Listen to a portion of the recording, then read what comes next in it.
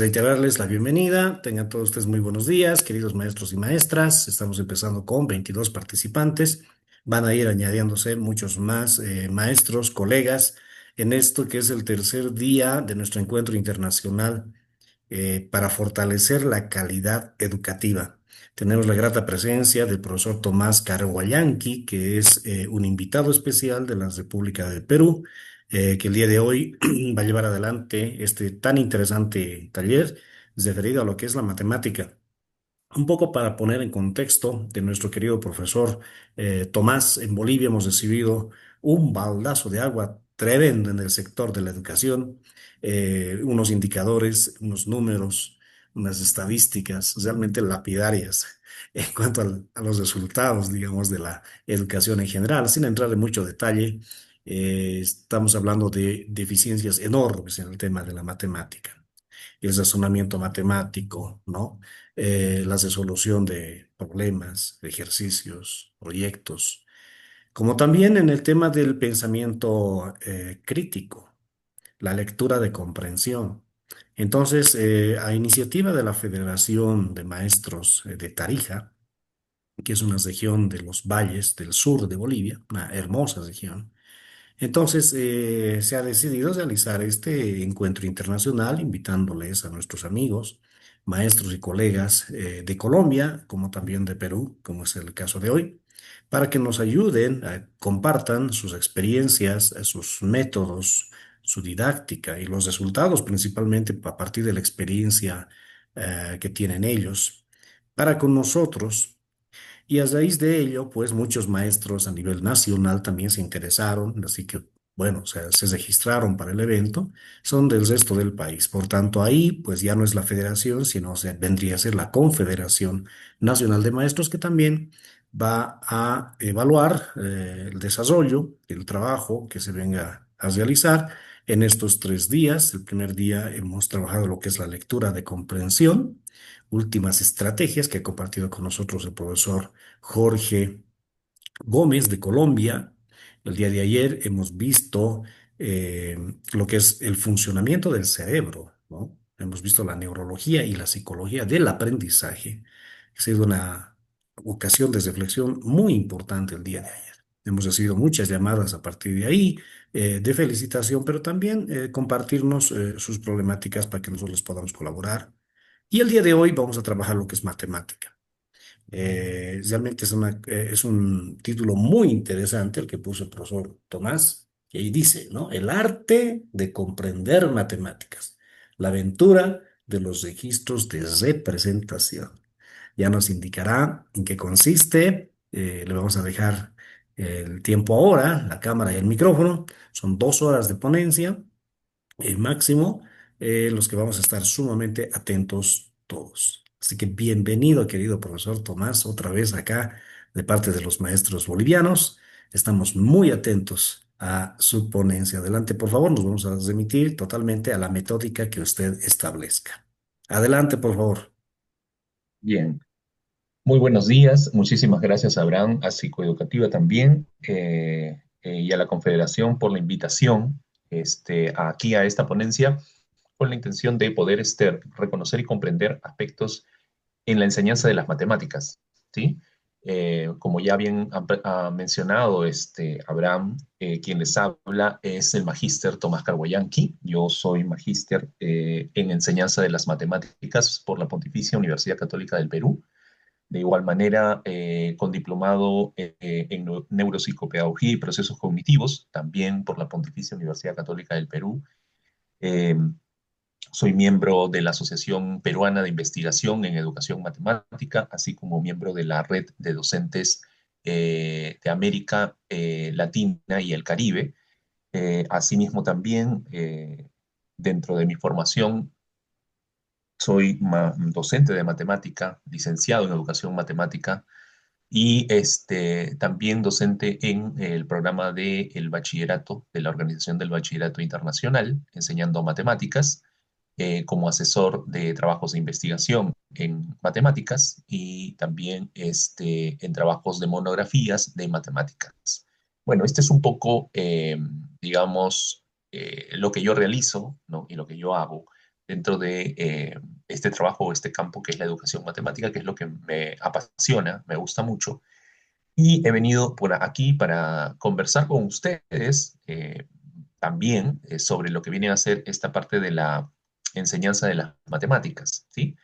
Eh, y en esta conversación a mí me gustaría mucho que podamos inicialmente poder presentarles a ustedes esta, digamos, esta ponencia y poder tener luego un espacio de preguntas para que podamos absolver cualquier duda que se tenga en relación a la enseñanza de la matemática desde el enfoque de los registros de representación.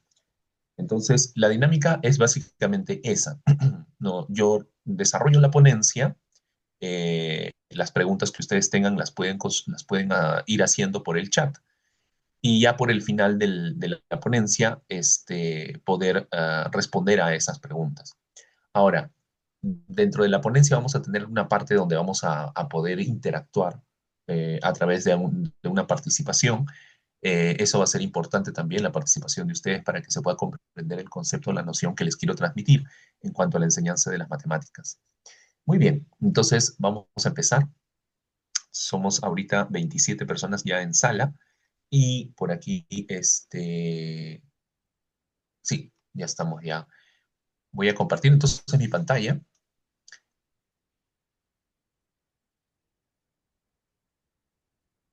Ok, me dicen por favor si se ve, me confirman si se ve o no se ve. Se ve muy bien, estimado Tomás. Adelante. Ok, muchas gracias. Bien, lo que vamos a hacer el día de hoy básicamente es, digamos, ir reconociendo cómo es que la matemática se puede trabajar o la comprensión de la matemática se puede establecer a través de los registros de representación. ¿Y qué cosa es lo que vamos a tratar el día de hoy? Bueno, básicamente vamos a hacer una breve introducción, ¿no? Una introducción breve de lo que va a ser esta presentación. Vamos a ir por lo que viene a ser la parte de Raymond Duval, que es el que básicamente formuló esta teoría de los registros de representación, un poco ir a los antecedentes, a los principios de la semiótica, a la teoría de registros de representación semiótica, a otros registros de representación, a las aplicaciones que tienen estos registros y las conclusiones que se Sí, derivan de señora. esta teoría. A3 el Mati. Me parece que hay un audio abierto. Ok, gracias. Bien, bueno, aquí tenemos a Raymond Duval. Raymond Duval, digamos, es la persona que no rediseñó, diseñó esta teoría a través de la experiencia en sus trabajos de investigación en el aprendizaje de las matemáticas, ¿no? Él es del año 1937, ¿no? Ha nacido en el año 1937 y básicamente su carrera la ha orientado al campo de la psicología, pero fundamentalmente el campo de la didáctica de las matemáticas, ¿no? Él es miembro del IREM, allá en Francia, que es un instituto de investigación sobre enseñanza de las matemáticas. Eh, Como les comentaba, Raymond Duval es quien, digamos, diseña esta teoría llamada teoría de registros de representación semiótica, ¿no? Y esta teoría, digamos, la hace en base a los estudios que él ha tenido y las experiencias que él ha tenido en relación a la enseñanza de las matemáticas con sus estudiantes. Ahora, el impacto de esta teoría ha sido realmente bastante profundo. ¿Por qué? Porque a partir de esta teoría nacen muchas cuestiones en la enseñanza de la matemática que actualmente son, digamos, metodologías bastante profundas y aplicadas y con buenos resultados para la comprensión de las matemáticas por parte de los estudiantes. Pero es interesante retroceder un poco para poder ver a qué nos referimos con los registros de representación semiótica. Primero, entender la palabra semiótica, ¿no? La palabra semiótica fue utilizada por Sanders, quien es el padre de la semiótica. La semiótica está relacionada con los signos. La semiótica está relacionada con los signos. Entonces, eh, digamos, precursor de la semiótica nos dice que la semiótica, digamos, todo lo que nosotros podemos ver que existe, ¿no? Puede ser visto a través de un signo. Es lo que nos dice Charles, ¿no? Sanders. Pero también nos dice que un signo, ¿ok? Digamos, permite representar algo, ¿no? Y entre el objeto y el intérprete, ¿ok? Siempre se puede mantener esta idea de signo, ¿ok? Ahora, la semiótica para Charles viene a ser aquella que está estudiando todo el conjunto de signos, pero también cómo estos signos están, digamos, permitiendo una comunicación, ¿no? Entre dos personas. Eso es lo más importante que él rescata. Y entonces, ¿qué cosa viene a ser la semiótica? Porque esto es importante entenderlo para poder enseñar matemática. Em, la semiótica está relacionada al signo, ¿no? Pero ¿qué cosa es un signo? Un signo está conformado por dos aspectos, un significante y lo que viene a ser un significado. O sea, eso es lo que compone a un signo.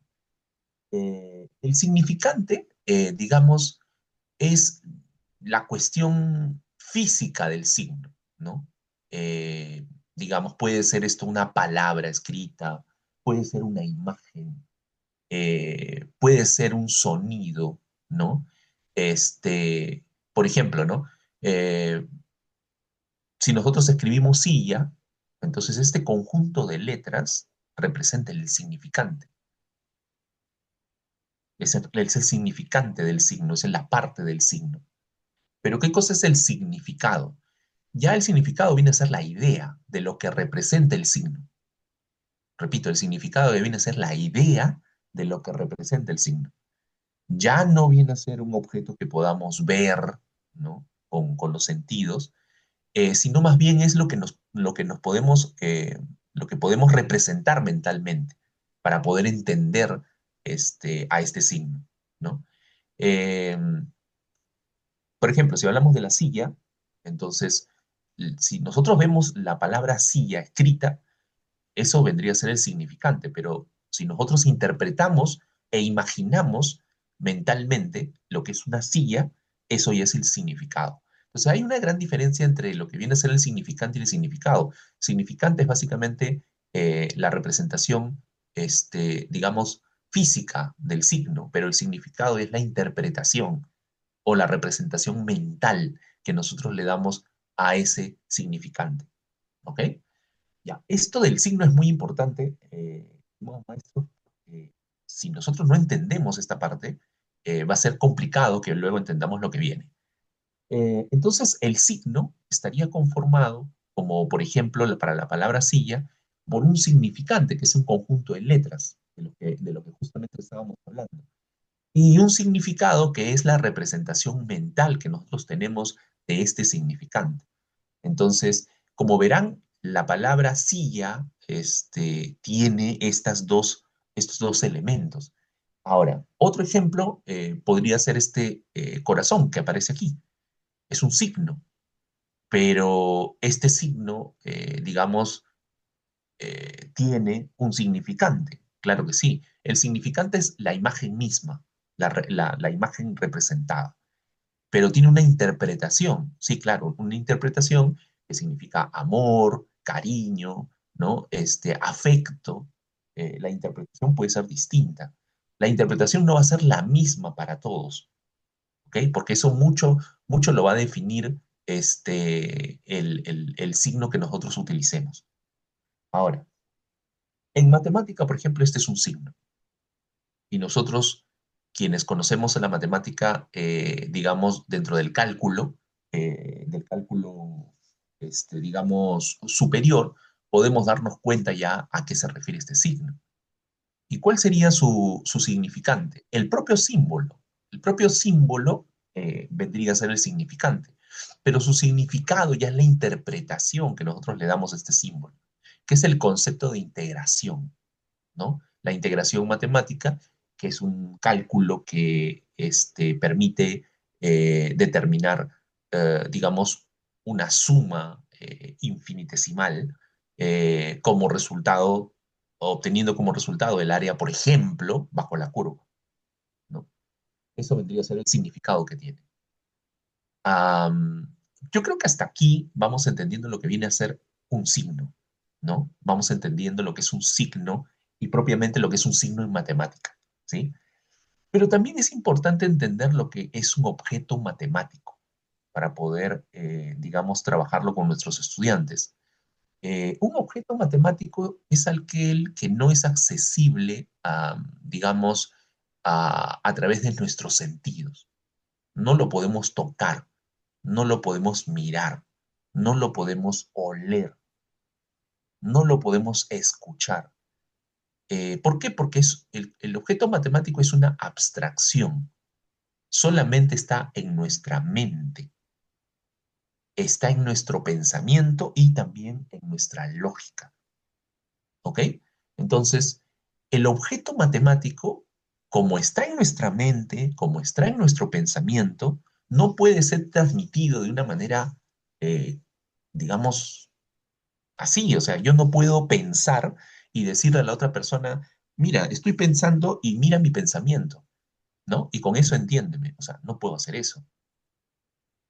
No puedo hacer eso. Para poder comunicar este objeto matemático que tengo en la mente, necesito representarlo. ¿Ok? Entonces, eh, estas representaciones ayudan a comunicar estos pensamientos o este objeto matemático que tengo yo en la mente, dentro de la lógica que comienzo a elaborar. Entonces, en matemática, los objetos matemáticos son esos, son justamente eh, ideas, conceptos que tenemos sobre diversos elementos. Por ejemplo, los números naturales, ¿no? Los números naturales son objetos matemáticos, ¿ok? En esencia, los números naturales no lo podemos ver, no lo podemos sentir, no lo podemos oler, no los podemos tocar, pero el conjunto de los números naturales es una representación abstracta que nosotros podemos entenderla a través de nuestra mente, pero que requieren representaciones para poder salir de la mente y que pueda ser entendido por otras personas. Y esas representaciones incluyen signos. Por ejemplo, el número uno es un signo. El 2, el 3, el 4, así como lo están viendo aquí, son signos. ¿Ok? Este signo no es único. Por ejemplo, en otras culturas el número uno se representa de otra manera, ¿no? En otras civilizaciones el número uno también se representa de otra manera o se representó de otra manera.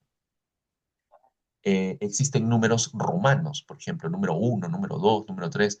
O sea, se dan cuenta que los signos no son los mismos, no son los mismos, pero las ideas que representan sí son las mismas.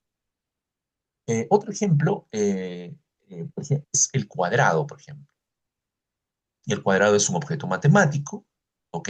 Eh, Cuadrado como tal es una representación mental en la que tenemos un objeto de cuatro lados iguales y cuatro ángulos rectos, ¿ok? Pero el objeto matemático cuadrado nace de una representación mental. Que sea aplicada a lo que viene a ser objetos que tengan estas características ya es otra cosa.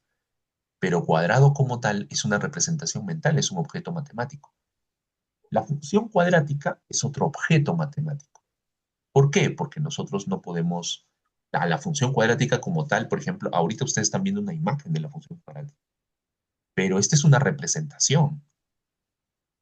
Esta es una representación. O sea, la función cuadrática como tal no solamente es esto, es un concepto muy amplio, porque la función cuadrática, recuerden, tiene otras representaciones, no solamente la representación gráfica. Entonces la función cuadrática es un objeto matemático porque es una idea matemática, es un concepto matemático que está relacionada con una, digamos, proporción particular, que es la cuadrática. Y esa idea de proporcionalidad cuadrática no es algo que nosotros olamos olemos, miramos, tocamos. No, es algo que tenemos dentro de nuestra lógica y nuestro pensamiento y hay que representarlo para que pueda ser entendido. O sea, lo que les trato de decir, maestros, es que para que los alumnos aprendan matemática, nosotros necesitamos usar representaciones para que lo entiendan. ¿Ok? El espacio vectorial, por ejemplo, para las matemáticas de los últimos años de educación secundaria, también es otro objeto matemático. ¿Por qué? Porque es una idea matemática que vive en nuestra lógica, en nuestro pensamiento, en nuestra mente. Esto que están viendo ustedes ahí, esta imagen, es una representación del espacio vectorial. Pero no es el espacio vectorial en sí, porque el espacio vectorial es un concepto, una idea eh, de nuestra lógica, nuestro pensamiento. Y para transmitir esa idea hay que representarlo. Y esta es una forma de representarlo. ¿Ok? No sé si hasta ahí vamos entendiendo. Entonces, ya vamos ingresando hacia lo que viene a ser, digamos, el trabajo matemático que hace un profesor de matemáticas en la medida que va enseñando a sus alumnos, ¿no? Y aplicando esta teoría, ¿sí? Yo quisiera, por favor, que podamos levantar las manitos arriba, ¿sí? Que podamos levantar las manitos virtuales, todos aquellos maestros que han entendido la idea o el concepto hasta el momento. A ver, si podemos levantar las manitos virtuales, solamente aquellos maestros que hayamos comprendido o entendido la idea o el concepto, ¿sí? A ver, ya, ok. Ya tenemos dos maestros, ¿sí?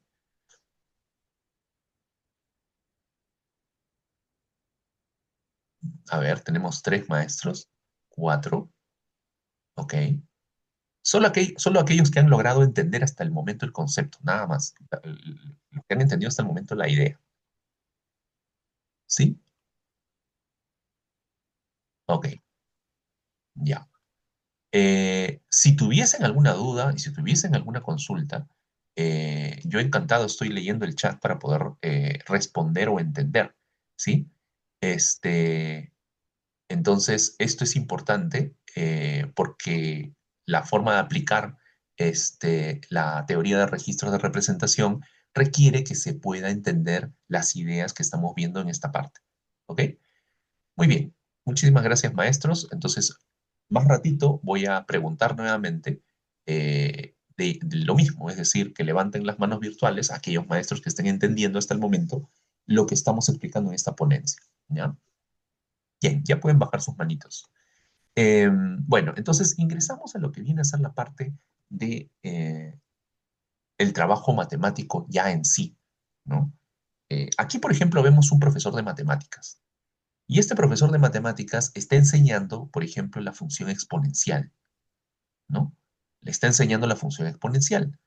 Eh, en medio de la enseñanza de la función exponencial, está utilizando, por ejemplo, el plano cartesiano, está utilizando esta gráfica, ¿no? Para explicar seguramente algo que quiere transmitir a sus alumnos sobre la función exponencial. Entonces, ¿qué es lo que nosotros, digamos, encontramos en esta parte? En esta parte, lo primero que nosotros encontramos es que este maestro tiene algo en la mente, tiene algo en la mente. Y probablemente lo que tiene en la mente es una representación gráfica de una función, en este caso la función exponencial. ¿Por qué la tiene en la mente? Porque probablemente a sus alumnos les quiere enseñar algunos aspectos de la función exponencial que solamente se pueden entender mostrándoles la parte gráfica. Entonces, allí existe una ya representación mental.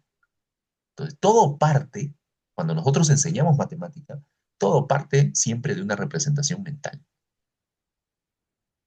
¿Ok? Entonces, a partir de esa representación mental, este maestro comienza a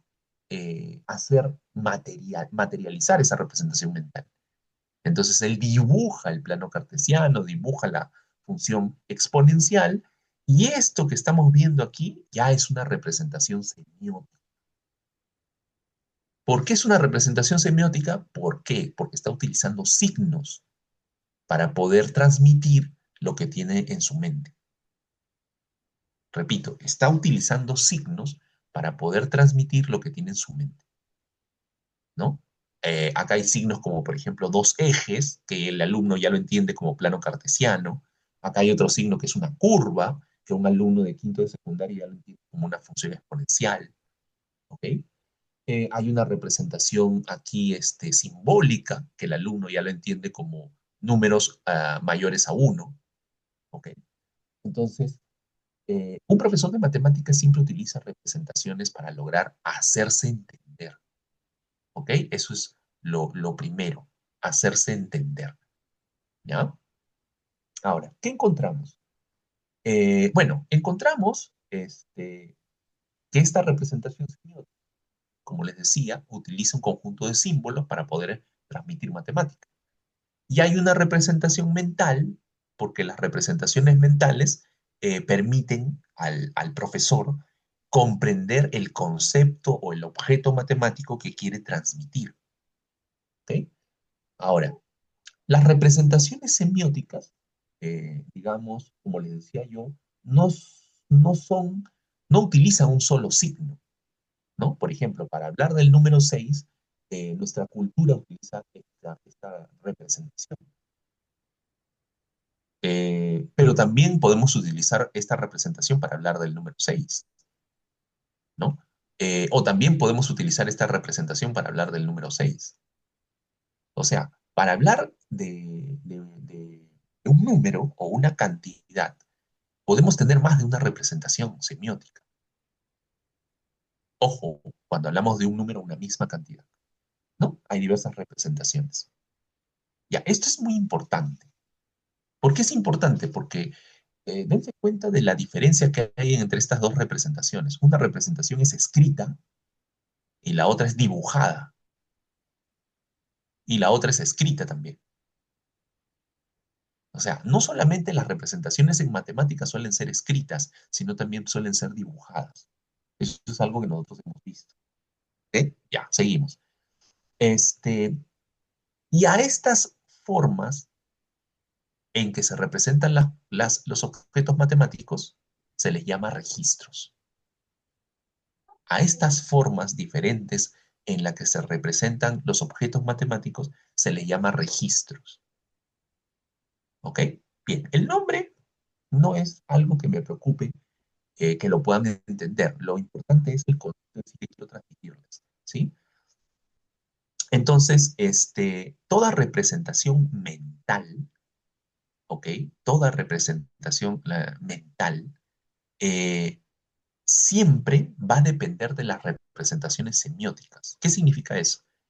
Que para que el alumno entienda matemática, para que el alumno entienda matemática, va a depender de qué representación semiótica estoy utilizando.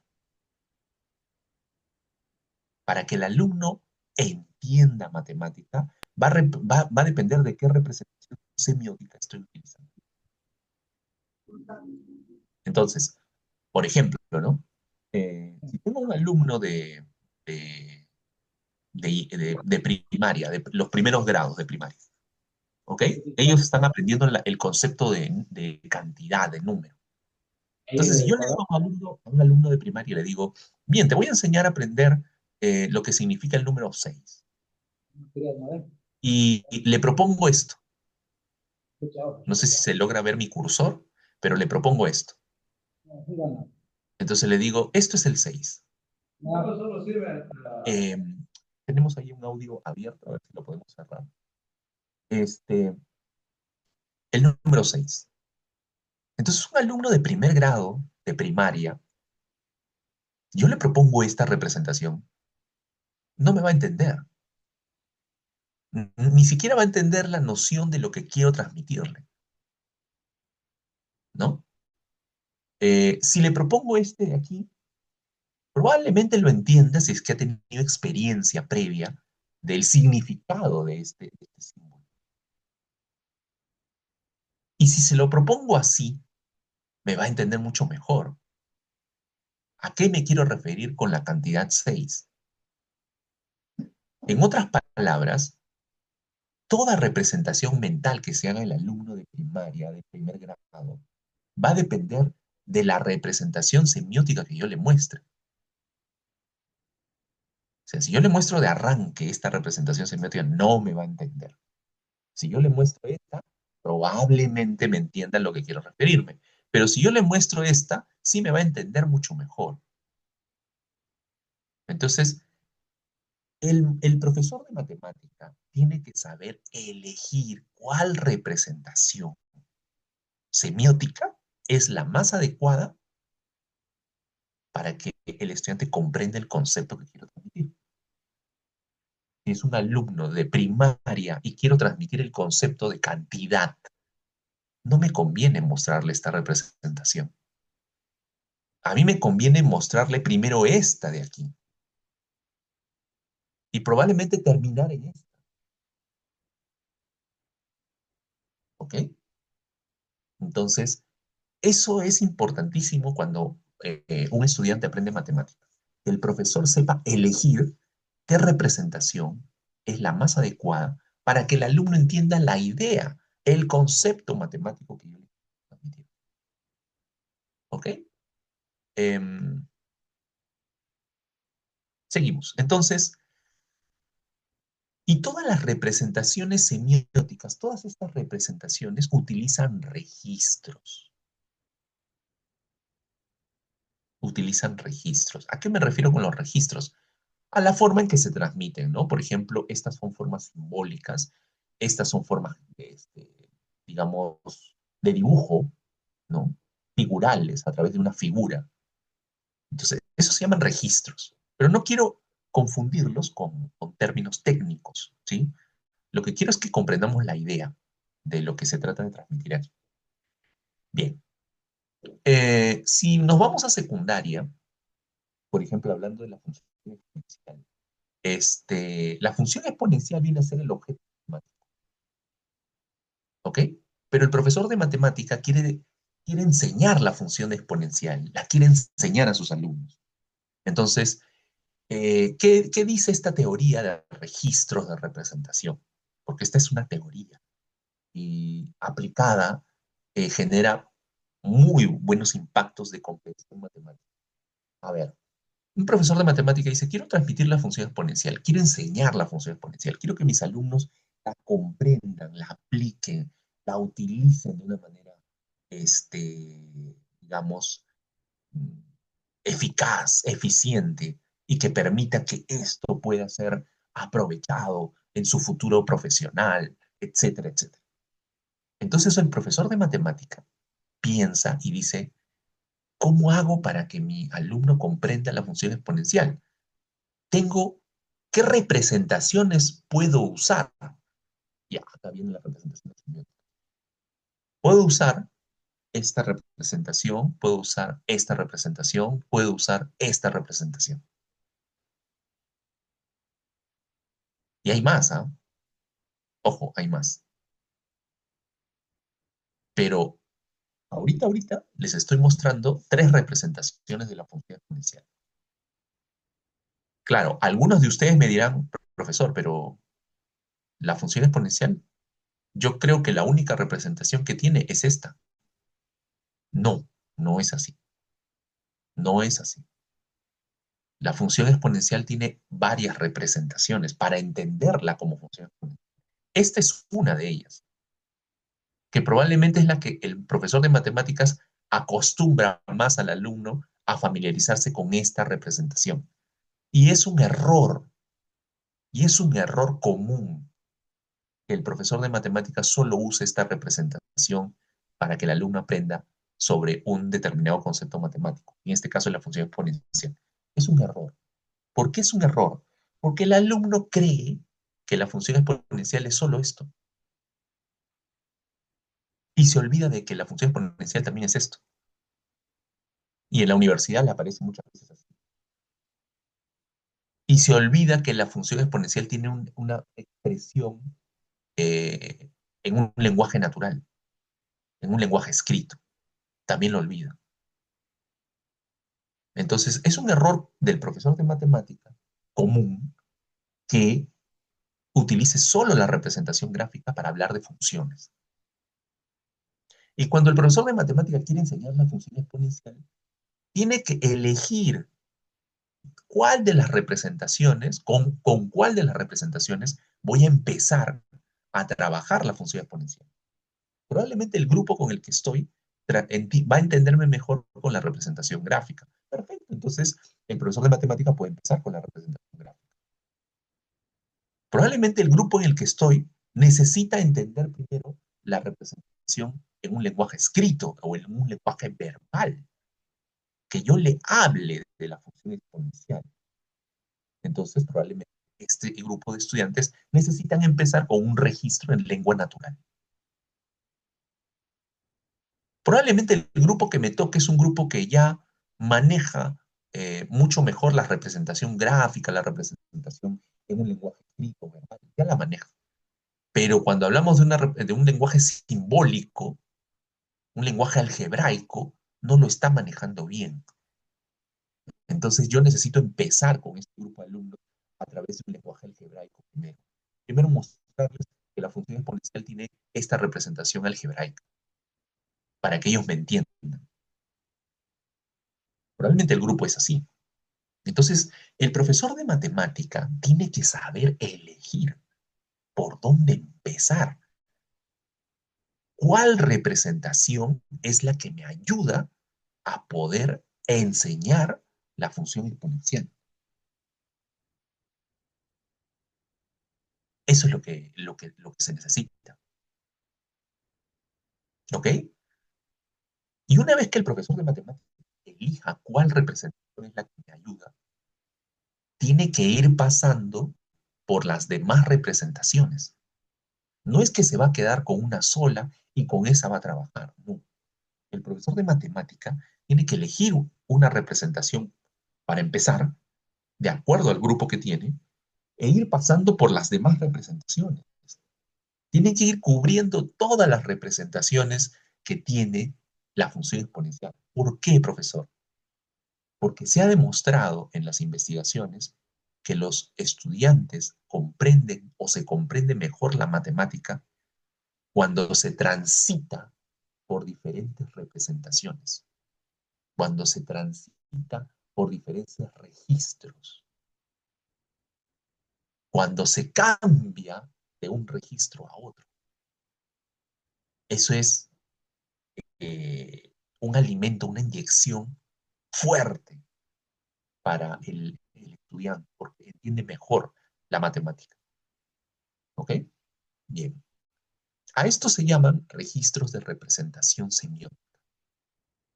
A estas representaciones diferentes se les llama registros de representación semiótica. No son representaciones parecidas. Por ejemplo, esta es una representación en lenguaje escrito. Esta es una representación simbólica. Esta es una representación gráfica. Son diferentes. ¿Ok? Por eso se llaman registros. Bien. A ver, hago un alto hasta aquí para ver sus manitos virtuales. Levanten la mano solamente aquellos maestros que están entendiendo eh, hasta el momento estas ideas con relación a los registros de representación. A ver, ahí tenemos uno, dos, tres, cuatro. Allá son más. Ajá.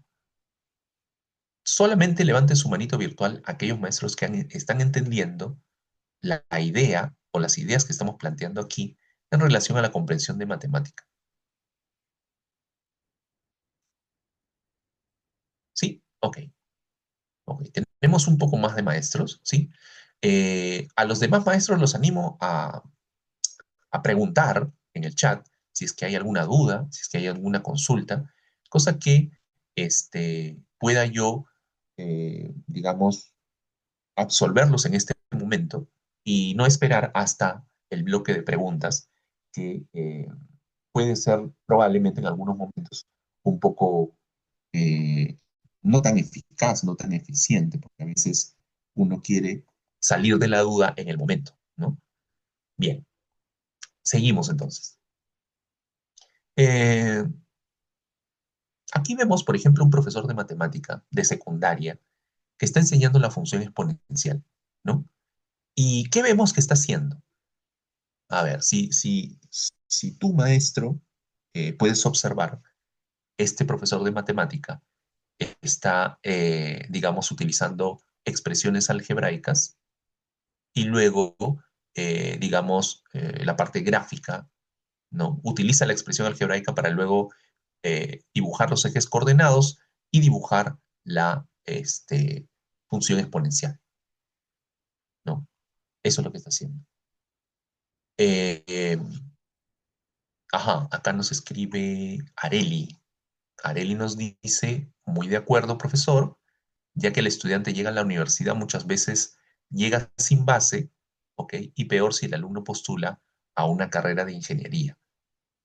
Exactamente, exactamente. Una de las eh, deficiencias del sistema educativo, especialmente latinoamericano, yo me he encargado de hacer, de hacer estudios justamente sobre esto, es que los profesores de matemática descuidan, por ejemplo, los contenidos de funciones. Es decir, cuando los profesores de matemática, los alumnos llegan a la secundaria, cuarto, quinto de secundaria, los conceptos de funciones normalmente suelen dejarlos de lado, ¿ok? O los suelen dar muy, muy superficialmente, como para cumplir un poco la currícula. Hay otros profesores de matemática que sí se internalizan en el concepto de función y dan, obviamente, conceptos que son necesarios para ellos en su vida universitaria. Pero ¿por qué ocurre esto en Latinoamérica? Por qué los profesores de matemática suelen dejar estos conceptos de función para después o dejarlos de lado? Porque muchos no están familiarizados tanto con este concepto. Es decir, allí faltaría una actualización disciplinar de los conceptos matemáticos para el profesor. Y esto pues retumba en el aprendizaje del estudiante. ¿Por qué? Porque cuando el estudiante no recibe estos conceptos tan importantes y elementales, llega a la universidad sin conocer claramente lo que es una función. Y eso es un peligro. ¿Por qué es un peligro? Porque los estudiantes, todos los estudiantes en la universidad, pasan por el concepto de función. Todos, absolutamente todos. A los que van a carreras de ciencias o a los que van a carreras de letras, todos pasan por el concepto de función. Y tienen que saber entender a la función, manejar a la función. ¿Por qué? Porque las funciones son el pan de cada día en la vida profesional de muchos de ellos. En algunos más profundamente y en otros de manera menos profunda. Pero en todos siempre existe la función. Un estudiante tiene que saber interpretar una gráfica funcional, elemental. Un estudiante tiene que saber comprender relaciones matemáticas que pertenecen a un modelo de la función que proviene de la realidad. Y eso muchas veces se aprende desde la escuela. Muchas veces se debe aprender desde la escuela, pero en la práctica no sucede. Entonces, mayormente ocurre por eso, ¿no? Porque ahí falta una actualización en los conocimientos disciplinares de un grupo de docentes o de los docentes en general. Eh, entonces, eso es importante tenerlo en cuenta, ¿no? Entonces, aquí vemos un profesor de matemática tratando de enseñar la función exponencial y lo vemos que se encuentra este, escribiendo algebraicamente. Vemos que aquí comienza a ordenar esta expresión algebraica, lo que ha hecho particularmente es hacer un arreglo aquí, ¿no? Ha cambiado el signo en el exponente, ha invertido la base y la tiene adecuada de esta forma. ¿Y por qué la ha adecuado de esta forma? Porque obviamente esta forma le permite a él graficar la función, ¿ok? Le permite graficar. Entonces, eso ha querido. Bien, entonces, ¿qué es importante aquí para el alumno? Si el alumno solamente se hubiera quedado con esto, que es lo que normalmente ocurre en las escuelas, ojo, los profesores de matemática normalmente trabajan en esta representación algebraica. O sea, hay un buen grupo de profesores de matemática que solamente se mueven en esta representación algebraica. Y les enseñan el f de 1, el f de menos 1, el f de 3, el f de 5, ¿no? Y hasta ahí. No se meten a otras representaciones. Si el alumno se hubiera quedado con esta representación, yo pregunto, ¿la idea de función exponencial sería completa? ¿El estudiante tendría claro lo que es una función exponencial? Yo creo que desde el punto de vista algebraico sí, pero más allá ya no. Su idea es limitada, su concepto es limitado. Entonces, con eso no podría, este, digamos, entender la función exponencial en sí, o sea, no la podría entender en su totalidad. Ajá. Pero este profesor de matemática decide utilizar esto para dibujar la función exponencial. Entonces, ¿qué ha pasado aquí? El alumno ha visto la conexión que existe entre esta representación algebraica con esta representación gráfica. Entonces el alumno ha dicho, o sea, eh, lo que yo puedo hacer es escribir algebraicamente algo y esa escritura algebraica tiene un significado, esa escritura algebraica tiene un significado gráfico. Y ahí engancha la idea de que una representación algebraica tiene obligatoriamente una representación gráfica. Engancha esa idea. Entonces, cuando un profesor de matemática trabaja con una representación semiótica y se mueve hacia otra representación semiótica diferente, eso nutre al alumno, lo ayuda a comprender mejor la matemática. Entonces aquí lo que tenemos es, desde el punto de vista técnico, hay una formación de la simbología matemática. Esta formación ha sufrido un tratamiento, es decir, ha sufrido unos cambios dentro de ese mismo registro y luego ha habido una transformación a otro registro, que eso se llama conversión.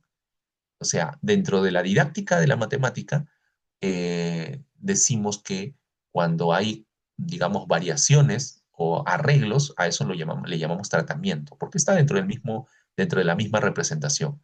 Pero cuando cambiamos de representación de una a otra, a eso le llamamos conversión. Ahora, repito, las palabras técnicas no son ahorita el foco, ¿no? de lo que quisiera yo que ustedes aprendan, ¿no? El foco es cómo utilizo yo esto para que los alumnos comprendan la matemática. Por eso el título de la ponencia es el arte de comprender matemáticas, porque para que los alumnos comprendan matemáticas hay que tener un arte eh, de elección de los registros de representación. Eso es un arte, porque eso depende mucho del grupo que tengo a mi cargo, del grupo de estudiantes que uno tiene a su cargo. Entonces, este, esto justamente define lo que es un registro algebraico, es decir, un registro algebraico, aquí tenemos un registro algebraico porque son puras letras y operaciones que se dan, por eso se llama registro algebraico, pero este de acá se llama registro gráfico, y lo queremos ver de este modo. Entonces, este, ideas que salen de esta acción matemática que el profesor acaba de hacer, ¿no? Eh, es obligatorio que utilicemos representaciones para enseñar matemáticas. Eso creo que todo profesor lo sabe, ¿ok? Pero lo importante es saber elegir qué representación es la mejor para iniciar la comprensión. Eso es importantísimo, ¿ok? Otra idea más que hay que reconocer aquí es que no debemos confundir lo que es un objeto matemático con su representación semiótica. ¿A qué me refiero con eso? O sea, yo hablo de la función exponencial, sí, ya, pero la función exponencial no es solo esto. La función exponencial no es solo esto. La función exponencial es todo el conjunto. Es más, todavía faltan más representaciones aquí. Entonces, no hay que confundir que la función exponencial sea solo esta gráfica. No, la función exponencial no es solo la gráfica. La función exponencial también es una representación algebraica, también es una representación tabular, también es una representación simbólica, también es una representación verbal. Entonces, la función exponencial no es solo una representación gráfica. Ya, esa es otra idea que hay que tener presente. Es importante acostumbrar a los alumnos a hacer transformaciones dentro de una representación. Yo quiero que el alumno aprenda sobre la función exponencial.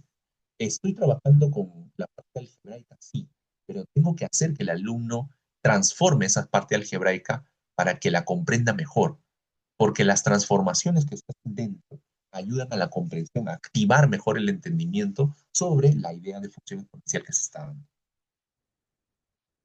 Ahora, aparte de hacer eso con el alumno, es importante que al alumno también se le ayude a que el alumno haga transformaciones hacia otras representaciones. Por ejemplo, el alumno parta de una representación algebraica y la lleve a una representación gráfica. Ya, eso es importantísimo, por ejemplo. Eso es importantísimo. ¿Ok? O sea, que el alumno transforme y se vaya hacia otras representaciones, activa en su mente una comprensión más profunda sobre la función exponencial.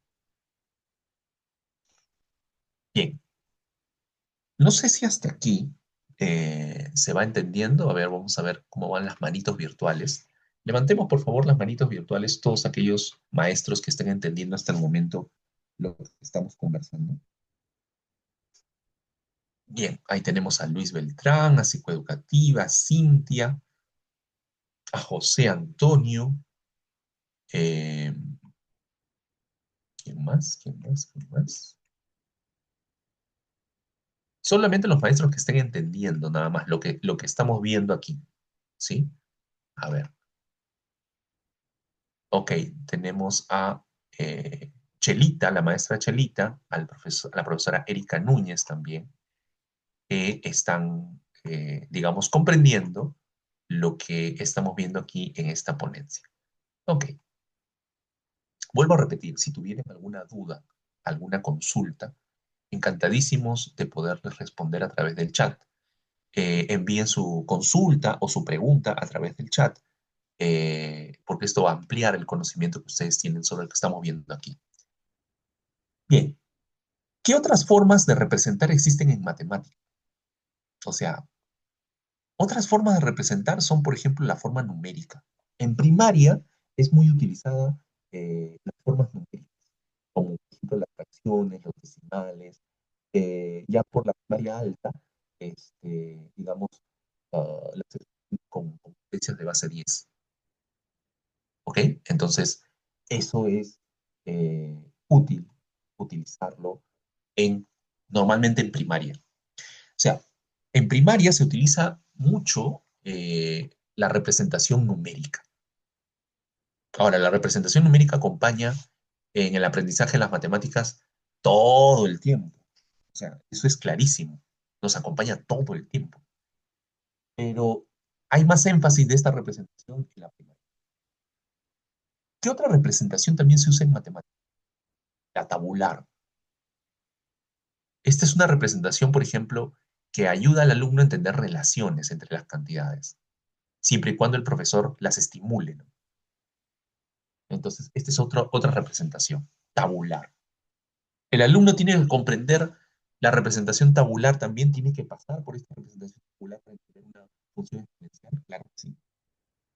Mientras más representaciones diferentes trabaja el alumno, mejor va a ser su comprensión en matemática. ¿Qué otra representación más hay? Eh, en la representación gráfico-dinámica. ¿Cómo es esto de la representación gráfico-dinámica? Es la representación que aparece en softwares, como por ejemplo GeoGebra. GeoGebra es un software que permite representar funciones también con movimiento. Entonces, ahí hay una representación gráfica, pero también es dinámica porque hay movimiento. Esa es otra representación. El alumno también tiene que aprender a manejarla, por supuesto. Si maneja este tipo de representación en el GeoGebra, su comprensión también aumenta. Su comprensión también aumenta. ¿Ok? Bien. A ver, vamos a ver por aquí. Ok. Si hablamos de la función cuadrática, aquí tenemos algunas situaciones que nos van a ayudar a entender cómo es que enseñamos matemática a los estudiantes. Por ejemplo, si quiero enseñar función cuadrática, hablamos de, probablemente en el currículo de Bolivia, esto para un tercero de secundaria o tercero de media, exactamente no sé cómo le llaman allí, o también le pueden llamar grado 9 en algunas partes le llaman de esta forma, pero cuando se enseña función cuadrática, lo que hace un profesor de matemática es empezar a dejar a los estudiantes ejercicios de este tipo, ¿no? Indica el vértice de la gráfica que representa a cada una de las siguientes funciones. Entonces, les da unas expresiones, les da la función cuadrática en su forma algebraica, ¿no? Y el alumno tiene que aplicar una fórmula para encontrar el vértice de esa función. O sea, ese es el trabajo. El alumno recuerda la fórmula, aplica la fórmula y obtiene el vértice. Aplica la fórmula y obtiene el vértice. Aplica la fórmula, obtiene el vértice. Aplica la fórmula, obtiene el vértice. Si yo como profesor de matemática le dejo solamente este tipo de tareas, este tipo de actividades, ¿qué es lo que el alumno va a aprender? Primero, a recordar la fórmula y no olvidársela. Segundo, a que con esa fórmula encuentre un vértice. No sabe dónde está, probablemente. No sabe qué ubicación tiene, probablemente. No sabe a qué se refiere, probablemente, pero sí sabe calcularlo. Nuevamente, si yo dejo a mi estudiante en un solo registro de representación, no lo ayudo a comprender. Por ejemplo, este registro de representación es un registro numérico, porque todo lo que tiene que hacer mi estudiante está en números. Es un registro numérico. Claro, Cintia nos dice, ¿no? La maestra Cintia nos dice, una vez resuelto, se debe representar gráficamente en el plano cartesiano. Por supuesto, por supuesto. O sea, a esta actividad le tendríamos que añadir, para que mejore, le tendríamos que añadir eso. Y representar, de vértice en el plano cartesiano. Junto a la función cuadrática, obviamente. ¿Para qué? Para que el alumno tenga la idea de qué es eso que está hallando, qué significa, dónde se ubica. Porque acuérdense que la función cuadrática puede tener pues, cóncava hacia arriba como cóncava hacia abajo. Y el vértice puede ser un máximo o puede ser un mínimo. Entonces, esas cosas las tenemos que activar en nuestro alumno, las tenemos que incentivar en nuestro alumno.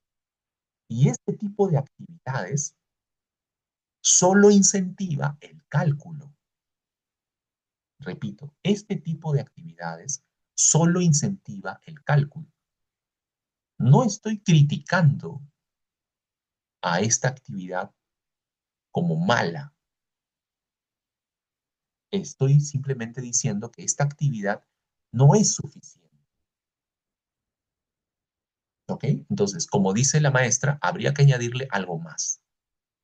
Es más, yo le añadiría también, por ejemplo, letra A, indica si el vértice es un máximo o un mínimo y por qué.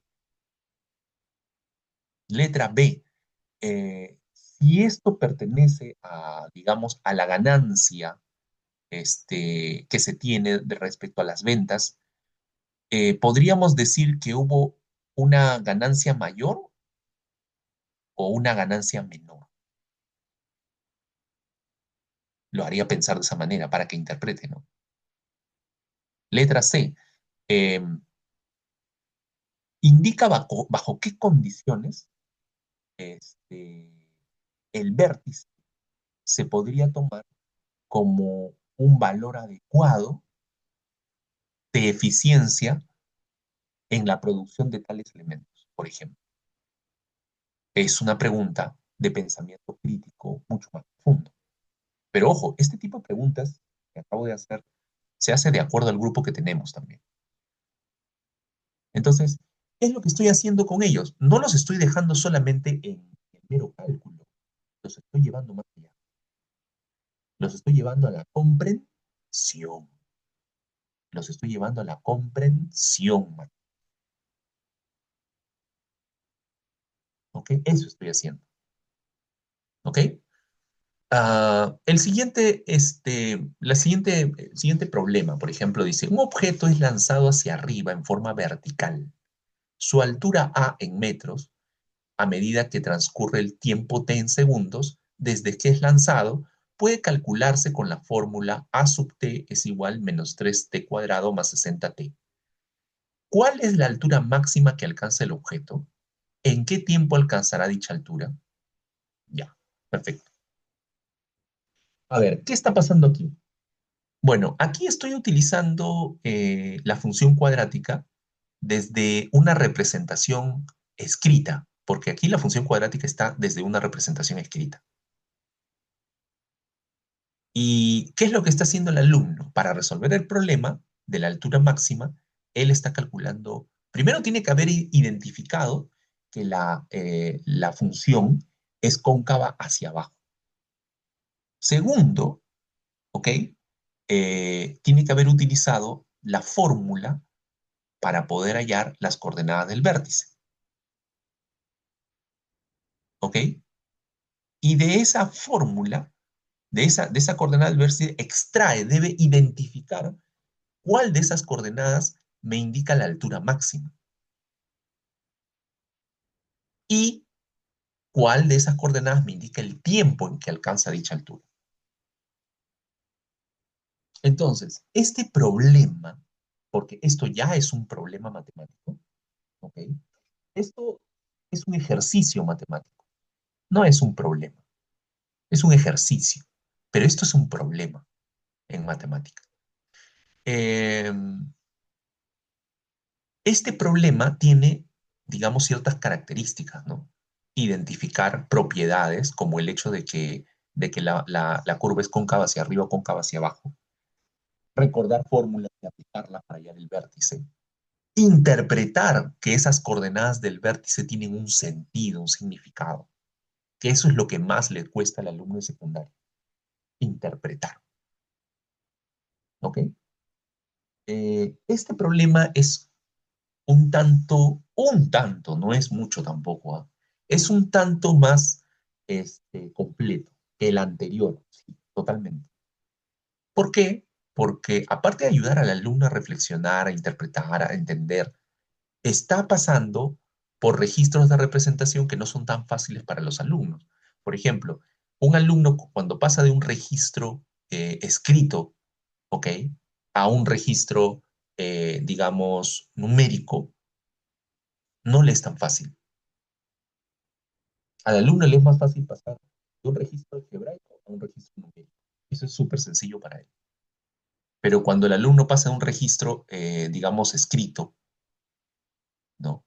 A un registro numérico o algebraico o gráfico, eso es más difícil para él.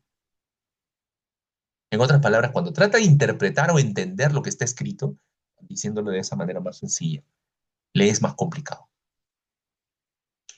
Este problema yo vería que es más suficiente que el anterior, pero todavía le falta para ser, digamos, impactante en la comprensión del estudiante. ¿Qué le faltaría? Le faltaría que el alumno transite por otros registros de representación. Por ejemplo, que el alumno transite por un registro gráfico, que el alumno transite por un registro tabular, que el alumno transite por un registro algebraico, también es importante. Entonces, nosotros como profesores de matemática, no se trata de llenar de puros registros de representación a los alumnos, pero sí se trata de hacerlos transitar por los registros para mejorar la comprensión en matemática. ¿Ok? Por ejemplo, aquí, ¿no? Tenemos, en una empresa han hecho un estudio sobre la rentabilidad de su inversión en publicidad y han llegado a la conclusión que el beneficio obtenido en miles de euros viene dado por la expresión B de X igual 0.5 X cuadrado menos 4X más 6, siendo X la inversión en publicidad en miles de euros, con X en el intervalo de 0 a 10. Letra A, ¿para qué valores de la inversión la empresa tiene pérdida? Letra B, ¿cuánto tiene que invertir la empresa en publicidad para obtener el mayor beneficio posible? Letra C, ¿cuál es el beneficio si no se invierte nada en publicidad? ¿Hay algún otro valor de la inversión que se obtiene el mismo beneficio? Ok. Eh, ¿Qué significa todo esto? Este es un problema mucho más profundo, si se habrán dado cuenta. Y este problema profundo exige del alumno comprensión profunda, interpretación clara, manejo de los elementos simbólicos y representativos de la función cuadrática de una manera solvente. Porque si el alumno no llega a esos niveles, no va a resolver ese tipo de problemas. No lo va a resolver. Este es un problema completo, porque a través de este problema, el profesor indaga si el estudiante es solvente o no en su manejo de la función cuadrática. Entonces, ¿cuál es la solución de este problema? Esta que ustedes están viendo aquí. Esta es la solución del problema. ¿Y qué pasa en esta solución del problema? Vamos a analizarla así de manera general. El estudiante pasa por representaciones diversas. Pasa por la representación algebraica, ¿ok? Esa representación algebraica la utiliza para unas representaciones numéricas. Vuelve hacia las representaciones algebraicas para hallar las coordenadas o el punto de corte con los ejes. O sea, quiere hallar el punto de corte con los ejes, vuelve a la representación algebraica, ¿no? Para hallar esos puntos de corte. Utiliza la representación tabular para hallar otros puntos más, porque les es necesario para graficar. Grafica la función cuadrática utilizando límites. Aquí hay un límite al inicio y hay un límite al final. O sea, está entendiendo el concepto de dominio y rango. Y luego interpreta todo eso para responder. O sea, aquí el estudiante está pasando por más de dos representaciones semióticas. Y la teoría de Raymond Duval nos dice que mientras el estudiante pase por más de dos representaciones semióticas, su comprensión es mayor. ¿ok? Ah, semejanza de triángulos. Por ejemplo, ¿cuánto mide la estatua Cristo del Pacífico, situada en el distrito de Chorrillos? Bueno, Chorrillos es un distrito aquí en mi país, ¿ok? En Lima, y hay una estatua del Cristo del Pacífico en ese distrito, ¿no? Si esta estatua proyecta una sombra de 12,58 metros y en ese mismo instante un estudiante de 1,50 m proyecta una sombra de 51 centímetros. Bueno, entonces, ¿qué pasa aquí? Bueno, el estudiante, ¿qué es lo que va a hacer el estudiante? Lo que hace el estudiante es, primero, relacionar los datos, ¿ok? Para poder establecer una conexión entre ellos a través de operaciones, ¿no? Y responde al problema. ¿Qué ha hecho aquí? Bueno, básicamente lo que ha hecho es utilizar un registro que estaba en una representación escrita hacia un registro numérico. Eso es lo que ha hecho principalmente. No lo ha graficado, pero si lo hubiera graficado aquí, por ejemplo, ¿no? En esta primera parte, claro, esta es la primera parte que realiza el estudiante para poder llegar a establecer justamente eh, la, digamos, esta característica inicial que se realiza en la conversión de los 51 centímetros a metros, ¿no? Lo primero que hace es convertirlo a metros.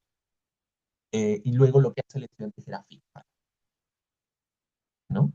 Grafica la situación, aplica las propiedades de proporcionalidad y resuelve.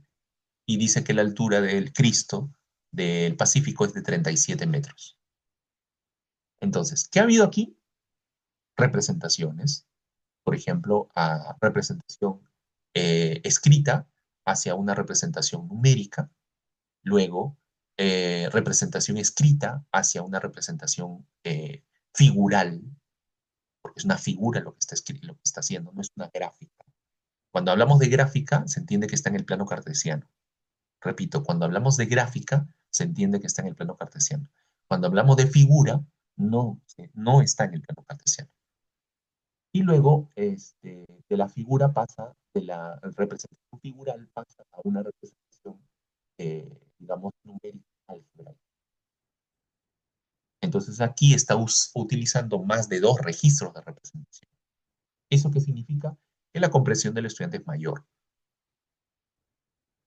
O sea, mientras el profesor de matemáticas haga pasar al alumno por más de dos registros de representación, podemos asegurar que ese alumno está comprendiendo. Si queremos que la comprensión sea profunda, hagámoslo pasar por más registros de representación.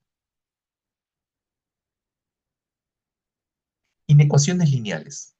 Para una compañía que fabrica webcam, eh, el costo entre mano de obra y material es de $21 por cada unidad producida.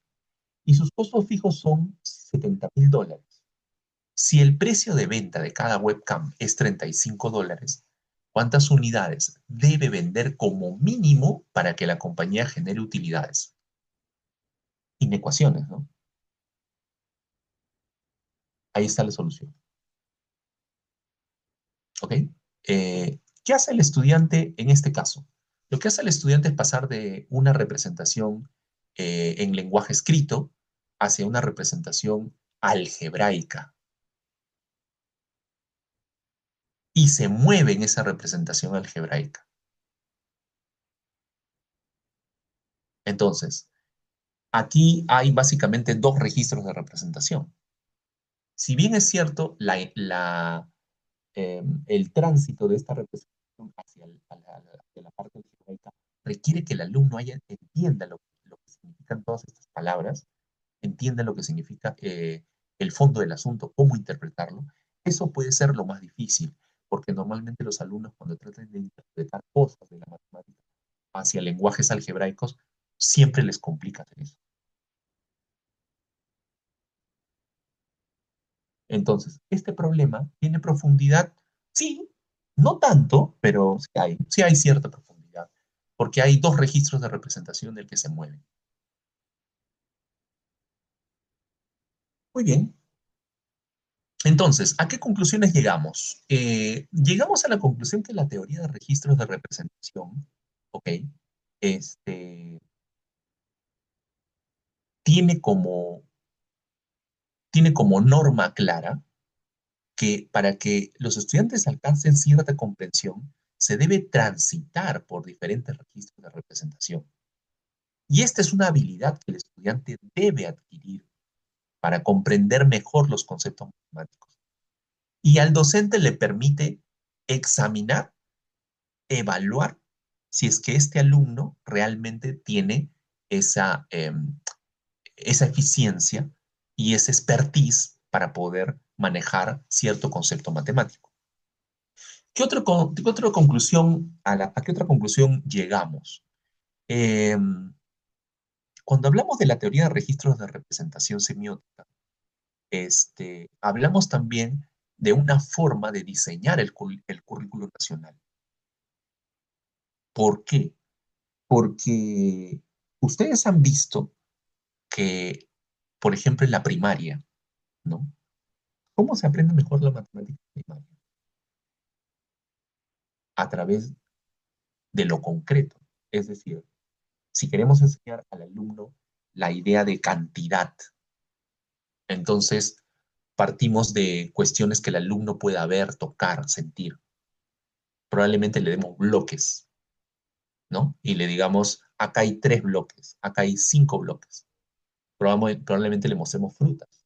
Acá hay 2 manzanas, acá hay 3 naranjas. O sea, partimos de lo concreto, de lo que él puede ver, sentir, tocar. Luego le pedimos al estudiante que dibuje. A ver, si acá hay 3 naranjas, dibuja las 3 naranjas y el estudiante dibuja 3 naranjas. Va internalizando la idea de cantidad. Y no lo dejamos ahí. Y le decimos, ahora representa esas 3 naranjas a través del número 3. Entonces el alumno va aprendiendo a escribir que esas 3 naranjas se pueden representar como 3, con el número 3. Ya, esto que les estoy comentando son representaciones de las que hemos estado hablando en toda esta ponencia. Y la forma de utilizar las representaciones influye e impacta mucho en el aprendizaje de las matemáticas. Por eso es que cuando se empieza por lo concreto, se sigue por lo pictórico, es decir, que el alumno dibuje, y luego se termina en lo abstracto, es decir, que el alumno represente eso a través de un número. ¿Qué hemos hecho allí? Hemos hecho que el alumno viaje por diferentes representaciones. Una representación concreta que él puede tocar. Una representación pictórica que él puede dibujar. Y una representación simbólica que él puede escribir como número. O sea que el alumno ha viajado por diversas representaciones. Y con eso ha entendido la idea de cantidad. Señores, a todo esto que les acabo de comentar a último, en la primaria, se le llama método Singapur. Ustedes han escuchado hablar del método Singapur. Ya, ese es el método Singapur.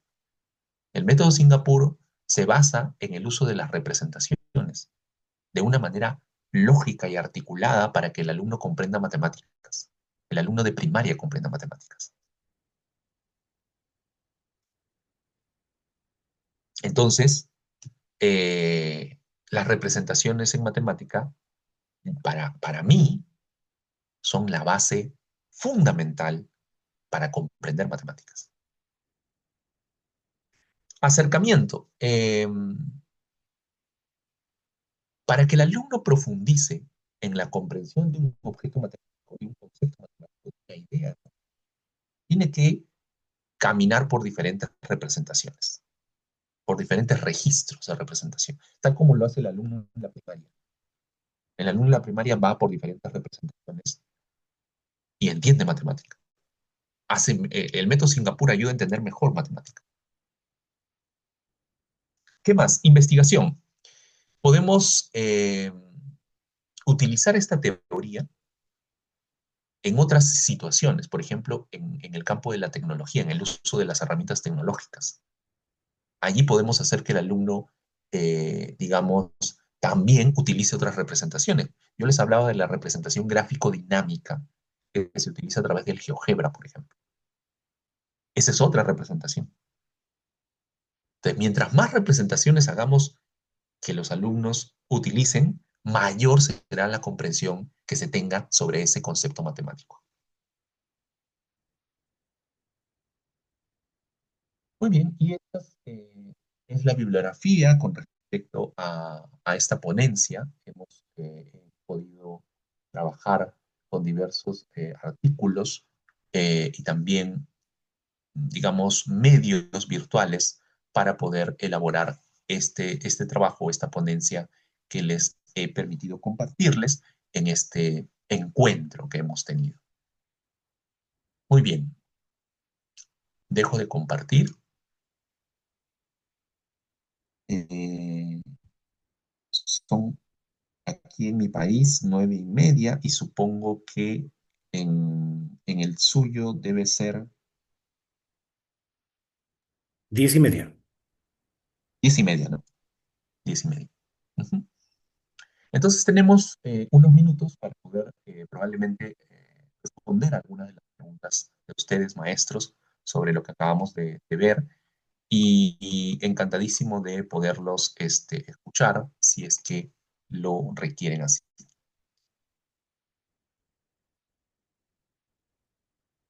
No sé, si hubiera alguna pregunta, lo pueden escribir por chat o pueden levantar su mano también.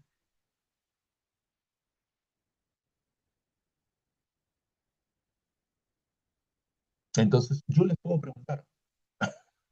Yo les podría preguntar. ¿Sí? ¿Posible de repente realizarles alguna pregunta? ¿Sí? A ver, puede ser. A ver. Eh, Maestro Inocencio, no sé si me escucha. Perfectamente, me ganó.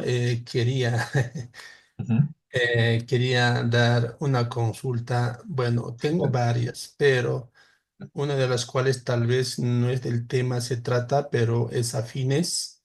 ujú, Le quiero consultarle lo siguiente. Usted ha hablado al inicio de los objetos matemáticos, de números naturales, funciones cuadráticas, cuadrado, espacio vectorial, y del espacio vectorial hablo, bueno, será en los últimos cursos de secundaria, indica, en su país lo hacen espacios vectoriales. La gran pregunta tengo, ¿no? Por ejemplo, espacios vectoriales, por ejemplo, aquí en Bolivia, no los realizamos espacios vectoriales en el colegio, ni siquiera está en malla curricular, está en los primeros años o en segundo semestre de la universidad, está en las diferentes universidades. Entonces, en función de eso, ¿hasta qué punto es la malla curricular? No sé si tal vez nos podrías facilitar la malla curricular del ministerio de allá de su país ujú, para hacer una comparación, ¿no? Ese por lo menos me ha llamado la atención bastante. ujú, Y después sé que está allá es el bachillerato, es hasta quinto de secundaria, si no estoy mal informado. Y en Bolivia llevamos hasta sexto de secundaria, ¿no? Bueno, ese es cuando se realiza con las Olimpiadas de los canguros todo, entonces lo que se maneja por ese lado, ¿no? Entonces, ¿ustedes llevan o se lleva en secundaria el tema de espacios vectoriales? ¿Qué temas estaría dentro de eso, por favor? ok. En el curso de secundaria, la parte de espacios vectoriales el curso de física. Entonces, cuando ellos llevan física, el profesor de física introduce el concepto de espacio vectorial, porque trabajan la física inicialmente ya para poder entender el uso de vectores como, eh, digamos, como pares ordenados, vectores en el plano. Entonces necesita introducirles el concepto de espacio vectorial, y este espacio vectorial está en un plano cartesiano, y este plano cartesiano contiene coordenadas, y estas coordenadas representan un vector, y este vector se puede representar como par ordenado, como por ejemplo el uso de una sola columna, ¿no? De dos valores, y estas ideas, se les dan estas ideas en el curso de física. Y esto ocurre en tercero de secundaria. No sé Y si netamente en matemáticas, en física, en solo matemáticas no, en física. ¿Sí? ¿Logré responder la pregunta? sí, perfectamente, ¿no? Y lo que me llamaba la atención es de que si se llevaba en el área de matemática, entonces no se lleva esa. No, Muy amable, no. Lo gracias. que, lo que ocurre, el concepto de espacios vectoriales en matemáticas se lleva cuando el alumno sigue el programa del bachillerato internacional. Acá en mi país y en varios países del mundo existe un programa que es llamado bachillerato internacional. Este programa lo adquieren algunos colegios, ¿ok? Normalmente son los colegios privados, pero también hay colegios del Estado que adquieren el programa del bachillerato internacional. Eh, Porque es un programa que tiene un estándar internacional, y en el área de matemática, el contenido que se les da a estos alumnos es adelantado, es decir, espacios vectoriales aparece en el curso de matemáticas, análisis y enfoques, así se llama el curso. Entonces, en ese curso de matemática sí se les enseña los espacios vectoriales. Pero repito, este contenido se les enseña solamente en el curso del colegio que lleva bachillerato internacional, que ha adquirido el bachillerato internacional. Pero en la currícula del país no figura espacios vectoriales para el curso de matemáticas. Muy bien. No sé si hay alguna pregunta más. No sé, a Eh, ver. bueno, Sí, yo seguiré preguntando. perfecto. Dentro de la enseñanza del arte, de las matemáticas, para hacerle entender a un estudiante o a los estudiantes, debemos dar varias herramientas para que el estudiante adquiera ese conocimiento, Ujú. o tal vez eh, para esa enseñanza, ¿cuántas horas necesita un curso o una clase, no? Porque en la forma cuando mostramos diferentes, el tiempo no abastece. ¿Y qué tiempo considera que sería bueno para eso? Hablamos de matemática en primaria, secundaria. Netamente de secundaria, ¿no? Netamente de secundaria. Por ejemplo, lo que usted acaba de hablar, por ejemplo, aquí está integrales y el otro es lo que acaba de hablar de función cuadrática. Entonces, para una función cuadrática que por lo general aquí en la malla curricular en Bolivia está en cuarto de secundaria, ¿no? Entonces, en los colegios particulares, casi al finalizar de tercero ya lo realizan. Ujú. Entonces, en función de eso, ¿qué tiempo considera, por ejemplo, para que el estudiante hagase un aprendizaje significativo de que el estudiante tenga esos conocimientos? ¿Qué tiempo considera de que el profesor puede enseñar? Bien, esto del tiempo siempre es ¿cómo se llama? Es una pregunta constante del maestro de matemáticas, porque tenemos una currícula, en mi país también hay una currícula, no es densa, densa, pero es una currícula amplia, que también provoca en profesores de matemática en mi país el hecho mismo de preguntarse, pero ¿y esto nos va a demandar más tiempo para poder hacerlo? Porque en 4 horas a la semana o en 5 horas a la semana no alcanza. Eh, y yo creo que aquí hay que definir dos cosas.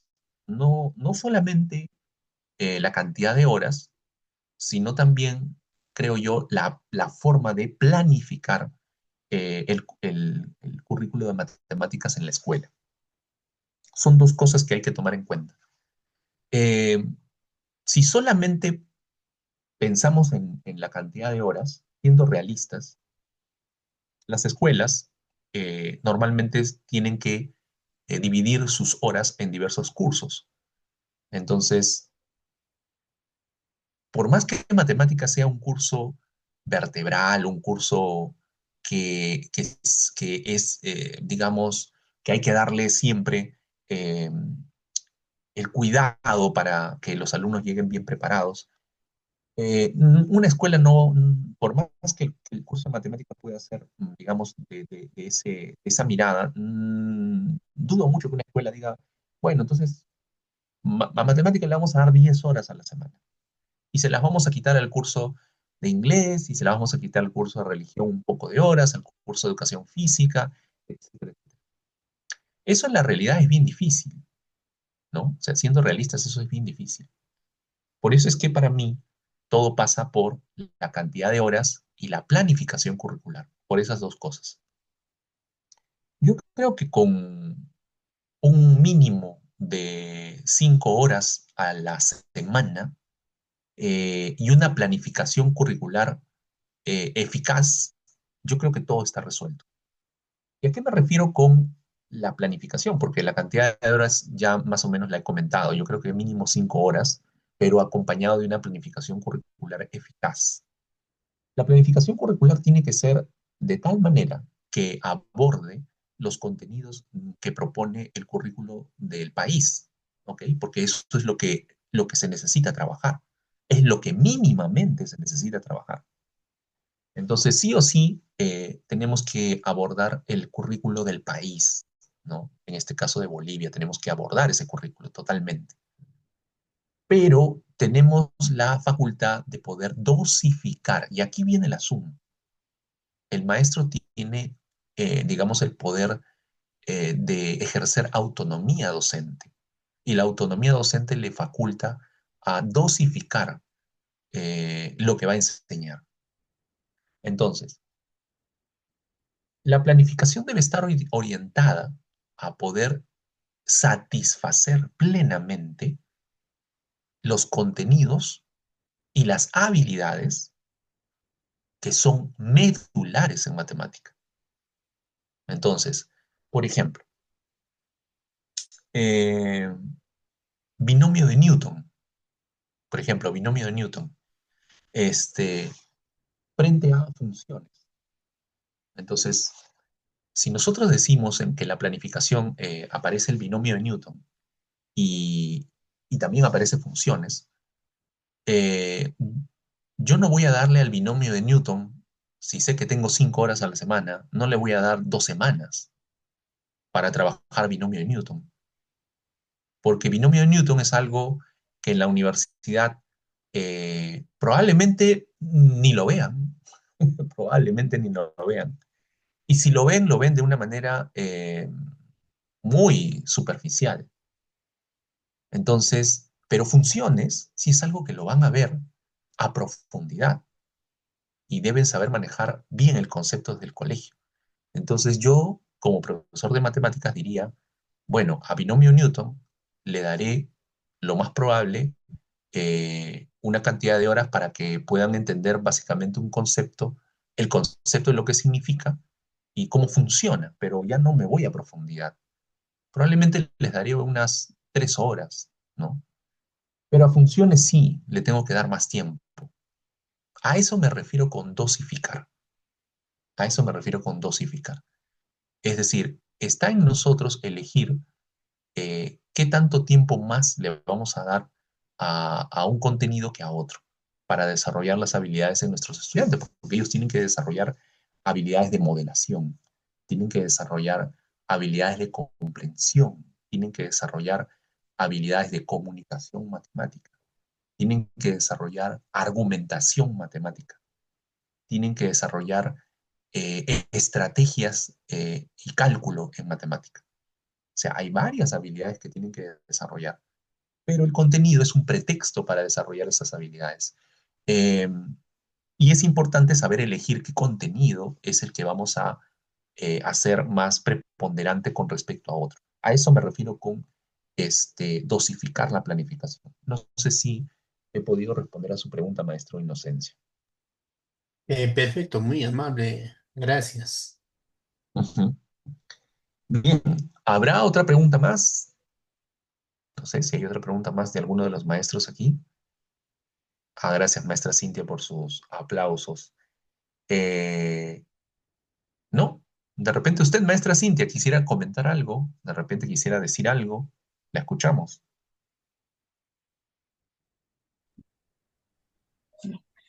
Hola, buen día. ¿Cómo está, maestra Isabel? ¿Qué tal? Buen día. Eh, Bien, miren, yo soy profesora de primaria, ¿ya? Ujú, Entonces usted hablaba de las horas, ¿no? Para entendiendo que se refería a secundaria. ujú. Ahora, para primaria, ¿cuántas horas usted cree que serían lo conveniente? En mi colegio se le asigna 6 horas para primaria. ¿No? Entonces, en este sentido, ¿usted cree que es conveniente 6 horas o como escuchaba que dijo 5 horas? No, pero entiendo que hablaba para secundaria usted, ¿no? Entonces, ¿cuántas horas creería que está bien o eso dependería al contenido que uno avanza? ¿No? Porque en este sentido, para segundo de primaria hablando, se enseñan las 4 operaciones básicas, ¿no? Entonces, ¿alguno otro contenido que usted crea conveniente? Ujú. Bueno, hablamos de segundo de primaria. Yo creo que las 6 horas dependen mucho de la metodología que se aplique en la primaria. Por ejemplo, si se está aplicando la metodología Singapur, esto requiere una dosificación muy particular para abordar diversos contenidos, pero sobre todo para abordar diversos conceptos matemáticos. Pero si no se está aplicando la metodología Singapur, la dosificación pasa por lo mismo que les comentaba en la secundaria. En todo caso, le pregunto, maestra Isabel, si su escuela trabaja con la metodología Singapur o no. No, no, no. Ok, entonces, si es así, habría que dosificar, digamos, qué concepto matemático es más importante afianzar que otro. Por ejemplo, si en segundo grado de primaria es importante afianzar las operaciones, eh, entiendo que el alumno debe sumar, restar, multiplicar y dividir, y esta división también debe ser probablemente de un número de 2 cifras entre un número de una cifra, o de un número de 2 cifras entre un número de 2 cifras, como máximo, ¿no? Pero eh, entendamos que las operaciones básicas en matemática son necesarias, ¿no? Y si vamos a tocar operaciones básicas, tenemos que tener un tiempo prudente como para poder profundizarlas, porque en las operaciones están muchas habilidades que el estudiante debe desarrollar.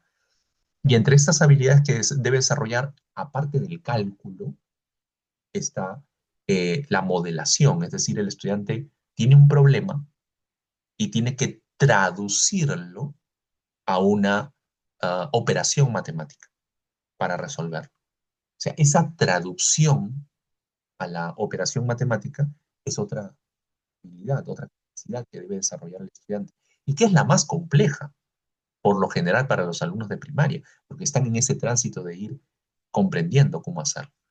Entonces, enseñar a los alumnos las operaciones básicas requiere un tiempo prudente que le permita profundizar las cosas. Yo imagino que el currículo de ustedes tiene un estándar al que deben llegar en el caso de las operaciones básicas. Entonces, esta idea matemática, este concepto matemático es muy importante y se debiera dar una cantidad de horas bastante también prudente para este objeto matemático. Eh, Hay que hacer que el alumno traduzca la información a operaciones matemáticas, hay que hacer que el alumno calcule, aprenda a calcular, hay que hacer que el alumno responda sobre lo que ha hallado, ¿no? Hay que hacer que el alumno pueda también explicar cómo lo ha hecho. Entonces, estas capacidades son necesarias en los alumnos de primaria y le digo, para aprender las cuatro operaciones es necesario tomarse un buen tiempo en este caso, ¿no? Pero ir de menos a más. Es decir, desde situaciones de cálculo sencillas a situaciones de cálculo complejas.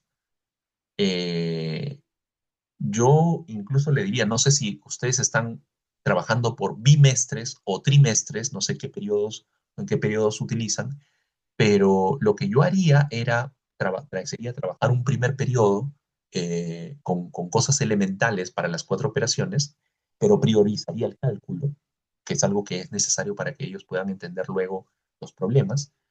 Entonces, un primer periodo utilizaría el cálculo, haría incluso actividades relacionadas a cálculo mental, competencias de cálculo mental. A los alumnos de primaria les encanta competir. Eh, Les propondría situaciones para que puedan desarrollar esta habilidad en el cálculo de las cuatro operaciones. Por ejemplo, sudokus de maneras sencillas. Mandaría a hacer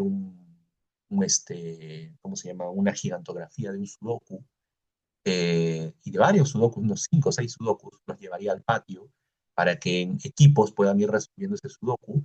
Obviamente ese sudoku se borra con plumón, ese plumón debe ser borrable para que lo puedan trabajar en otras aulas también. Eso desarrollaría mucho más su capacidad de cálculo mental y los divertiría también porque les entretiene trabajar en equipo, más si están compitiendo. Eh, Utilizaría, por ejemplo, ¿cómo se llama? Algunos días para trabajar problemas sencillos, ¿no? Les pondría pasos de problemas sencillos. ¿Qué harías si tú vas a la tienda a comprar un cuaderno? Cuesta 5 soles. No les plantearía yo el problema escrito, yo les hablaría y más bien simularía la situación. Traería un cuaderno, buscaría que un alumno sea el que vende y el otro es el que paga, y que la clase mire y que la clase opine cómo haríamos. Este, y tú traes un billete de 10 soles, ¿no? ¿Cuánto vuelto te daría? Entonces, haría que ellos identifiquen qué operación van a hacer, por qué hacen esa operación, ¿ok? Y eso es muy interesante para ellos. Vivenciar el problema es mejor que tenerlo escrito. No digo que tenerlo escrito es contarlo, no digo que es mejor. Entonces yo creo que trabajando los dos sería muy provechoso para ellos. No sé si habré contestado su pregunta, maestra Isabel. Ya. No, sí, sí, sí, perfectamente. Y eso que me ha dado una buena idea de los problemas, cómo trabajarlos, porque generalmente en el colegio sí trabajamos las operaciones matemáticas, ¿no? Y culminamos el año con la división, ¿no? Pero solo llevamos la división hasta con unidad, digamos, ¿no? En el divisor, ¿no? Y en el dividendo con centena. Entonces llegamos hasta ahí. Pero sí se trabaja el cálculo y también las situaciones problemáticas, ¿no? Pero eso de Sudokus sí me parece muy interesante. Muchísimas gracias. Ok, ok. No sé si hay otra maestra más, creo que por ahí había una maestra que levantó su mano y luego se bajó. Sí, sí. Bueno, Hola, hola. maestro Bien, Gabriel, buenos días. Sí, sí, lo escuchamos. buenos días, licenciada. Tengo una consulta. Ujú, Usted estaba un poquito también hablándonos acerca de poder representar e incluso, ¿no? De manera dinámica. ujú, Entiendo que podría ser, ¿no? Modelajes en pantalla, por ejemplo, aplicaciones o programas que también muestren, ¿no? ujú, De manera simbólica algunas representaciones ujú. para entender un poquito, ¿no? La matemática. Yo quisiera preguntarle, en primaria, ¿es conveniente hacerlo de esta forma, tal vez mostrar en pantalla, en el aula más que todo, ¿no? Ya Ujú, sea modelos, imágenes, gráficas o símbolos eh, con los alumnos de primaria? ujú, ujú. Esa Sí, era mi consulta. Y en secundaria también, ¿no? ¿Cómo sería? ok. Sí, es importante utilizar la tecnología con ellos también para que puedan interactuar eh, y comprender conceptos matemáticos. Eh, ¿Por qué esto es importante? Porque les ayuda a, digamos, a poder comprender conceptos de una manera distinta, ¿no? Básicamente por eso. Pero también es importante que los estudiantes puedan, digamos, interactuar juntos, ¿no? Probablemente el maestro enseña o lo muestra en el proyector, pero si lo puede hacer que su alumno, digamos, hable sobre lo que está mostrando o argumente sobre lo que ve y junto con otro compañero más, sería mucho más provechoso también para él. Entonces, eh, eso es lo que se puede, digamos, lograr en cuanto a lo que le estoy mostrando, ¿no? Ahora, hay varias herramientas matemáticas que pueden ayudar a eso, ¿no? Una de ellas es, por ejemplo, Polypath. Polypath permite a los alumnos de primaria, por ejemplo, establecer propiedades o características de figuras. Yo puedo tener figuras a las que puedo agrandar, empequeñecer, etcétera, etcétera, de manera que los alumnos puedan reconocer ciertas propiedades que nosotros podemos encontrar allí. Entonces, eh, esto es fundamental para poder diferenciar algunas figuras de otras. ¿Por qué? Porque en matemática es importante entender eso, qué diferencia una figura de otra, ¿no? Entonces, la idea de diferenciar figuras hace que los alumnos argumenten matemáticamente, y en este caso geométricamente, ¿no? Y eso es enriquecedor. Que ellos argumenten es enriquecedor. Que se les muestre diversas figuras también es enriquecedor. ¿Por qué esa forma? ¿Por qué no otra? Es enriquecedor. ¿Qué figuras tienen lados y qué figuras no tienen lados? Eso es enriquecedor para un alumno de primaria, por ejemplo. Entonces, Polypath tiene herramientas no solamente geométricas, herramientas polinomiales, herramientas tipo Tangram también. Es decir, los alumnos pueden trabajar el clásico Tangram o el Tangram, el Ovo Tangram, ¿no? Que es este conjunto de piezas. Esto se puede usar como, por ejemplo, para trabajar una matemática recreativa, ¿no? O también para generar en los alumnos al inicio de la clase probablemente una sensación de alegría, felicidad por lo que estamos haciendo, ¿no? Es como una parte de motivación inicial, ¿no? O también puede usarse como una parte recreativa en algún momento de la clase. También tenemos sólidos geométricos diversos, ¿no? Que ellos pueden trabajar. No sé, si hablamos del cubo, ¿no? Este cubo puede abrirse, puede cerrarse, ¿no? ¿Qué, eh, digamos, característica tiene este desarrollo del cubo, ¿no? ¿Por qué está formado, ¿no? ¿Cuántas caras lo forman? Igual, ¿no? Si hablamos de un tetraedro, este tetraedro también puede abrirse, que al momento de abrirse, qué figuras están formándose, cómo son esas figuras que se están formando, o si hablamos de un octaedro, lo mismo, ¿no? ¿Qué figuras están formando un octaedro? Por ejemplo, aquí, al momento de abrirlo, ¿no? Entonces, ellos tienen que saber distinguir eso, o cuando hablamos de pirámides, igual, ¿no? ¿Qué tipo de pirámide es la que estamos abriendo? ¿Dónde está su base? ¿Qué forma tiene su base? Ese tipo de cosas nos ayuda mucho este programa. Y tiene muchas más cosas también para seguir viéndolo. Así como ese, también hay otros programas más que nos permiten entender matemáticas. No sé si he respondido su pregunta, maestro. Sí, está bien. Muchas gracias. Ujú. Muy bien. Maestro Abraham, creo que eso, no, el tiempo creo que nos lleva ya un poquito, ¿no? Sí, sí, sí, sí, sí. Una última preguntita, mi estimado, y bien cortita que sea. Nos ha llegado del WhatsApp, dice, a ver, ¿dónde está? Para este método de trabajo, que nos ha planteado los registros de representaciones. Dice, y el esfuerzo que implica, esfuerzo cognitivo, entiendo que se refiere, según su experiencia, ¿qué es lo que más motiva a un estudiante a aplicarlo? No le entendí muy bien la pregunta, si me la repite, por favor.